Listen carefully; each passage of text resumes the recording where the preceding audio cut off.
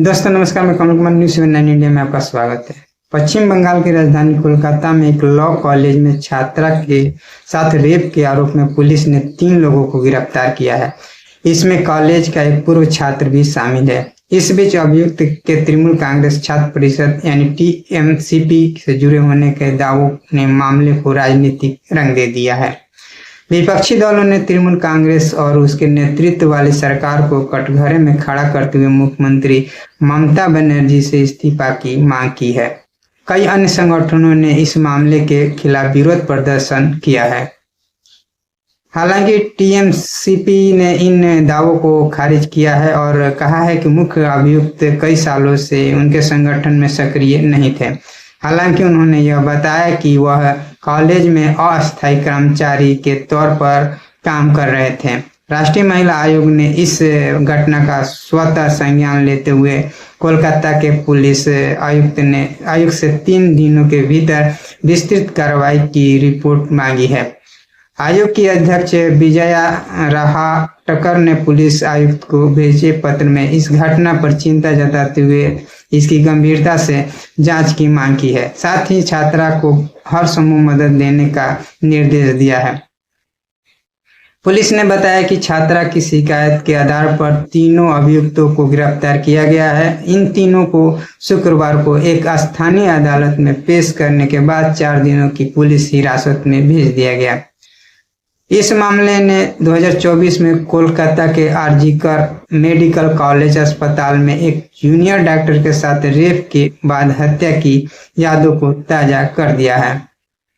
उस समय शैक्षणिक परिसरों में सुरक्षा का मुद्दा भी उठा था।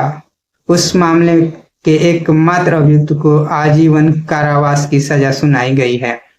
पुलिस के एक अधिकारी ने नाम नहीं छापने के शर्त पर बीबीसी हिंदी को बताया। साउथ कोलकाता लॉ कॉलेज परिसर में यह घटना 25 जून को शाम 7:30 से रात 10:30 बजे के बीच हुई। छात्रा ने कस्बा थाने में इसकी लिखित शिकायत की है। इसके बाद पार्क सर्कल के नेशनल मेडिकल कॉलेज में छात्रा की मेडिकल जांच कराई गई और उनका बयान रिकॉर्ड किया गया है। पुलिस ने युवती की शिकायत के आधार पर एफआईआर दर्ज कर इस घटना की जांच शुरू की है। इसके बाद बुधवार शाम को 2 अभियुक्तों को गिरफ्तार किया गया है। उनसे मिली जानकारी के आधार पर रात को करीबन 12 बजे तीसरे अभियुक्त की गिरफ्तारी हुई। 2 अभियुक्तों के नाम प्रमित मुखर्जी और जे अहमद है और ये दोनों उसी कॉलेज में पढ़ते हैं। वहीं तीसरे अभियुक्त का नाम मनोजीत मिश्र है जो कॉलेज के पूर्व छात्र है। पुलिस ने तीनों अभियुक्तों के मोबाइल फोन जब्त कर लिए हैं। शुक्रवार को पुलिस के अलावा फोरेंसिक टीम ने भी घटनास्थल का दौरा किया। पुलिस के एक अधिकारी ने बताया कि पीड़िता ने बताया है कि उसे टीएमसीपी की कॉलेज यूनियन का अध्यक्ष बनाने का लालच देकर परिसर में बुलाया गया और रेप किया गया। छात्रा ने पुलिस को बताया कि बीते बुधवार को संगठन का अध्यक्ष बनाने का वादा कर मनोजीत ने उसे कॉलेज में बुलाया था और वो दोपहर 12 बजे के बाद कॉलेज पहुंची। उसके बाद मनोजीत ने उन पर शारीरिक संबंध बनाने का दबाव दिया, लेकिन छात्रा ने उसे मानने से इनकार कर दिया। इसके बाद मनोजीत और दोनों सहयोगी छात्रा को जबरन खींचकर गार्ड रूम ले गए। वहां से गार्ड को भगाकर वारदात को अंजाम दिया। पुलिस ने इस मामले में मनोजीत मिश्र नामक जिस मुख्य अभियुक्त को गिरफ्तार किया है उनके फेसबुक प्रोफाइल के मुताबिक तो वो दक्षिण कोलकाता जिला तृणमूल कांग्रेस छात्र के परिसर के संगठन सचिव हैं। वो पहले लॉ कॉलेज के टीएमसीपी शाखा के अध्यक्ष भी रहे हैं, लेकिन तृणमूल छात्र परिषद के प्रदेश अध्यक्ष तृणांकुर भट्टाचार्य एक प्रेस कॉन्फ्रेंस में कहा, अभियुक्त को सालों से पहले छोटा मोटा पद दिया गया था, न कि यूनियन प्रेसिडेंट का। वह सालों से लॉ कॉलेज में टीएमसीपी की शाखा में भी सक्रिय नहीं थे। मामले के जानकार सूत्रों के मुताबिक बाकी दिनों अभियुक्तों के भी टीएमसी के छात्र संगठन से जुड़े होने की खबर है, लेकिन अभी तक इसकी पुष्टि नहीं हो सकी है। इस बीच सोशल मीडिया पर मुख्य अभियुक्त मनोजीत मिश्र के साथ टीएमसीपी और तृणमूल के कई नेताओं की तस्वीर सोशल मीडिया पर वायरल होने लगी है। इन नेताओं में टीएमसीपी के प्रदेश अध्यक्ष तिरुनांकुर भट्टाचार्य भी शामिल हैं। दक्षिण कोलकाता टीएमसीपी के अध्यक्ष सार्थक बनर्जी ने पत्रकारों से कहा, जिन अभियुक्तों के संगठन से जुड़े होने का दावा किया जा रहा है वो संगठन में किसी पद पर नहीं है। हम उनको कड़ी से कड़ी सजा देने की मांग करते हैं। उधर टीएमसीपी के प्रदेश अध्यक्ष तिरुनांकुर भट्टाचार्य इस सवाल का कोई सीधा जवाब दिए बिना पत्रकारों से कहा, अभियुक्त तृणमूल कांग्रेस से जुड़े हुए या नहीं, उनको कड़ी सजा दी जानी चाहिए। इस घटना का मुख्य अभियुक्त कॉलेज का अस्थायी कर्मचारी है, वह टीएमसीपी से नहीं जुड़ा है, लेकिन विपक्ष का आरोप है कि अभियुक्त सक्रिय रूप से टीएमसीपी के साथ जुड़े हैं। मुख्य अभियुक्त वो तो संगठन का पदाधिकारी भी है। लॉ कॉलेज के प्रिंसिपल नैना चटर्जी ने शुक्रवार को कहा, मुझे इस मामले की जानकारी नहीं थी।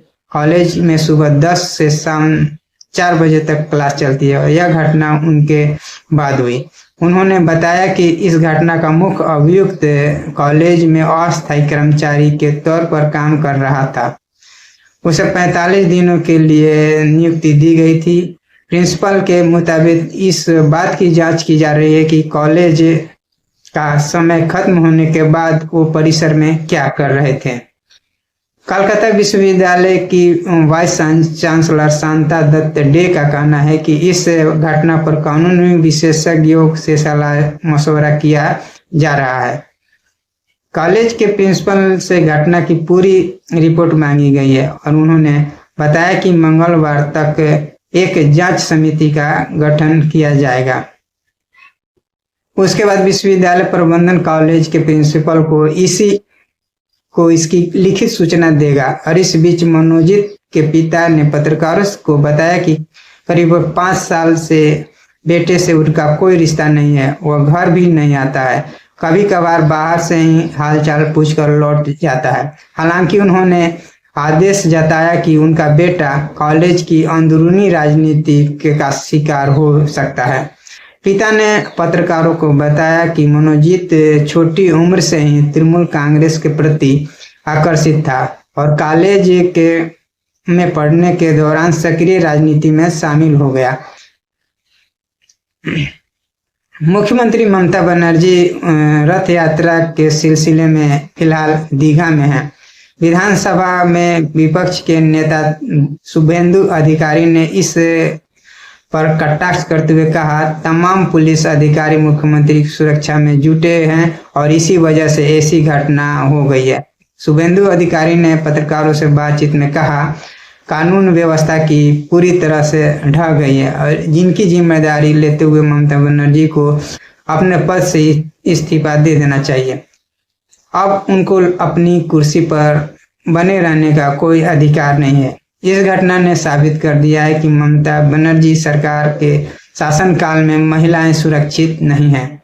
वहीं बीजेपी प्रदेश अध्यक्ष सुकांत मजूमदार कहते हैं, जिस राज्य की मुख्यमंत्री पहले रेप को छोटी घटना बता चुकी हैं, वहां ऐसी घटनाएं स्वाभाविक है। शैक्षणिक परिसर में लड़कियों की कोई सुरक्षा नहीं है। जिस कॉलेज में कानून के छात्र पढ़ते हैं वहीं कानून को तोड़ा जा रहा है। विभिन्न संगठनों ने इस घटना के खिलाफ प्रदर्शन किया है। डेमोक्रेटिक स्टूडेंट यूनियन ने दोपहर के समय इलाके में पोस्ट ऑफिस के सामने प्रदर्शन किया। वामपंथी छात्र संगठन एसएफआई के प्रदेश सचिव देवांजन डे कहते हैं, साउथ कोलकाता लॉ कॉलेज में लंबे समय से तृणमूल छात्र परिषद के दादागिरी चल रही है। पुलिस और प्रशासन ने इस मामले में चुप्पी साध रखी है। मुख्य अभियुक्त के खिलाफ पहले से ही भ्रष्टाचार और रेप की धमकी जैसी कई आरोप हैं। अखिल भारतीय विद्यार्थी परिषद एबीवीपी के एक नेता ने दावा किया है कि मुख्य अभियुक्त टीएमसीपी की दक्षिण कोलकाता शाखा के सचिव है। बाकी दोनों अभियुक्त भी तृणमूल कांग्रेस छात्र संगठन से जुड़े हैं। एक अन्य संगठन अभया मंच ने कस्बा थाने के सामने प्रदर्शन किया। कांग्रेस के एक प्रतिनिधिमंडल ने भी मौके का दौरा कर छात्रा के परिजनों से मुलाकात की और बात कही। प्रदेश कांग्रेस अध्यक्ष शुभंकर सरकार ने कहा, हम इस घटना से बेहद चिंतित है। पुलिस प्रशासन के सक्रिय रहने पर राज्य में ऐसी घटनाएं नहीं होती। विपक्ष के हमलावर होने के बाद तृणमूल कांग्रेस पार्टी ने इस घटना की कड़ी निंदा की है। पार्टी ने कहा है कि इस मामले में दोषियों को कड़ी से कड़ी सजा मिलनी चाहिए। पार्टी प्रवक्ता कुणाल घोष ने कहा है कि तृणमूल के हर कार्यकर्ता ने इसकी निंदा की है। निजी बातचीत में पार्टी के कई नेताओं ने माना है कि आरजी कर की घटना के साथ इस घटना की काफी हद तक समानता है। इससे आगे चलकर सरकार और पार्टी के लिए मुश्किलें पैदा हो सकती है। राजनीतिक विश्लेषक भी मानते हैं कि अगले साल होने वाले विधानसभा चुनाव से पहले ऐसी घटनाएं से सत्तारूढ़ पार्टी और सरकार की छवि पर बट्टा लगेगा। विपक्ष इस मुद्दा बनाने का प्रयास करेगा। राजनीति विश्लेषक शिखा मुखर्जी कहती हैं, अभियुक्त तृणमूल कांग्रेस से जुड़े हो या नहीं, राजनीति के किसी शैक्षणिक परिसर में ऐसी घटना काफी गंभीर है। इसके दूरगामी नतीजे होंगे। अगर अभियुक्त के तृणमूल से जुड़े होने की पुष्टि हो गई तो यह पार्टी की छवि को काफी नुकसान पहुंचा सकता है। दोस्तों बस इतना ही, फिर अगली वीडियो के साथ हाजिर होंगे। नमस्कार।